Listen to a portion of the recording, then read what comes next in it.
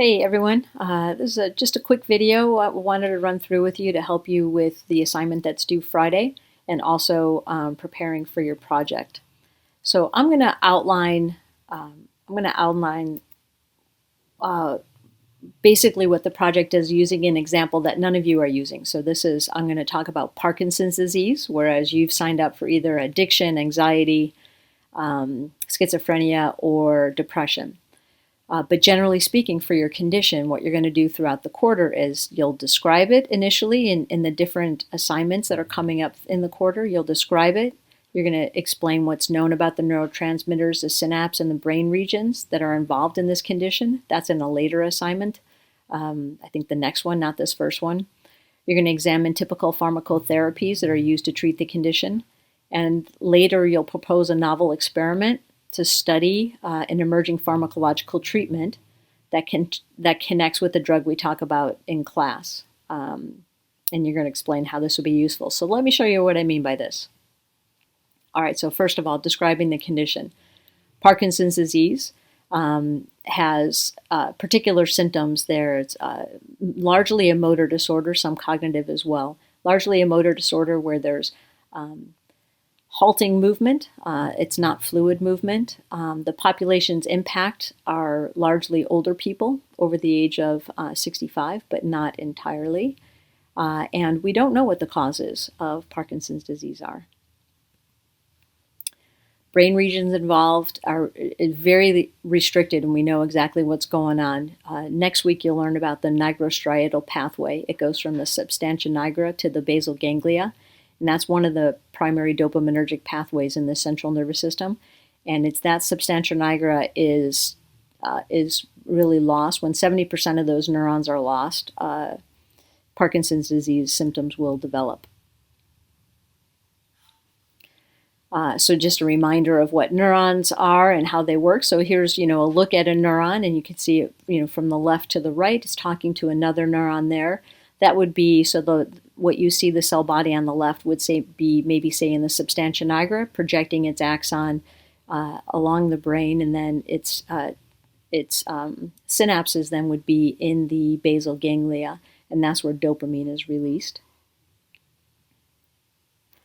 One of the common treatments for Parkinson's disease is something called L-DOPA, we talked about in class. That is the precursor. It makes dopamine. You may wonder, why don't we just give dopamine? The answer is it's too big. Dopamine as a molecule is too big to cross the blood-brain barrier, but L-DOPA can cross. So you give someone L-DOPA, and then there's another drug that is usually given at the same time. It's called carbidopa. That stops the conversion of L-DOPA into dopamine in the peripheral nervous system. So in the peripheral nervous system, it stays L-DOPA. And then once L-DOPA passes into the central nervous system, here carbidopa is too big to get in. So just L-DOPA gets in the CNS, and it's converted into dopamine at that point. So that drug combination together is called Sinemet. And just a reminder too, so there's our little Pac-Man figure. That would be enzymes that degrade dopamine. But again, the problem in Parkinson's is lack of dopamine. So taking L-DOPA is going to increase the amount of dopamine available to be released into the synapse. Just briefly, because we don't spend much time on it, but why is it called L-DOPA? Well, it's because there's levodopa, and then there's the other version of it. These are the isomers. We've got L and D versions. In this case, the active version is L. That's why we call it L-DOPA. We don't spend too much time on that this quarter, but I just wanted you to see the difference between the two. They're mirror images of each other. So this video, I'm not going to show you in the slide, but you have access to these slides. So if you want to see what it looks like for someone who has Parkinson's disease, then takes L-DOPA, and then what their symptoms look like after that. It's really quite powerful. All right, so then the fourth phase of this, the fourth thing that I'll ask you to do is to consider a novel treatment. And so for that, and it has to be connected with this project, or with the class. So for this, I found, much to my surprise actually, that one of the drugs we'll talk about as a drug of abuse is ecstasy. It's also known as MDMA, and people have looked into that as potentially treating Parkinson's disease, at least in mice. Another example, the second one in 2011, another MDMA, and still again looking at, I believe that's mice again. Nope, primates. That one's primates. And then a study in 2018 also was looking at the effects of MDMA, and that's another mouse study. So I don't believe this has been used in humans yet. So that means the field's kind of ripe then to design a study for myself. So let's say that I wanted to test this on humans. What I'll do in that last assignment is I'll identify the participants. I'll talk about what I would have as my independent and my dependent variables. So for my dependent variables, I'd be interested probably in motor symptoms. The independent variable would be what I manipulate, so that'll be some participants will be given ecstasy and others won't. They'll have a placebo control, maybe an active placebo. I'll talk about the study design and the expected results. So that's one of the later assignments. And I also I would want you to surmise why you think it might work. And my proposal would be to do L-DOPA and ecstasy at the same time.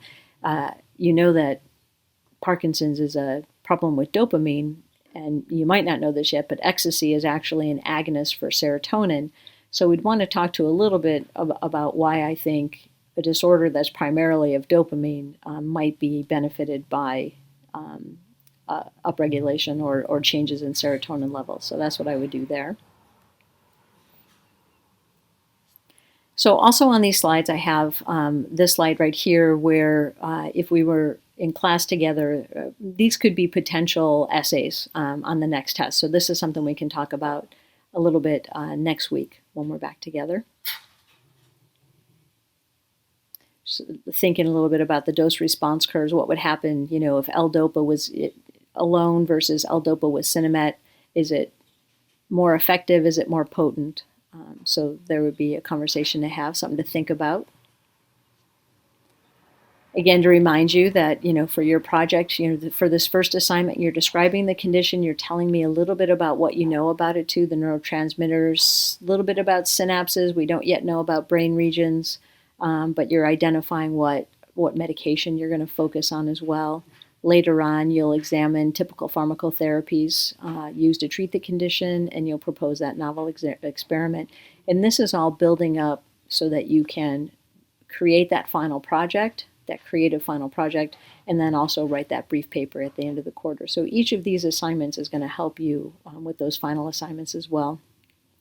And I am thinking that largely your novel experiment is going to target either MDMA, LSD, psilocybin, or ketamine, but there may be others. So I look forward to seeing what you come up with. And if you notice, those 4 drugs right there are all in the category of psychedelics. Okay, that's all I have. I just wanted to give you that little bit of an update that might help you as you prepare your assignment for this Friday. And I hope you all have a nice weekend.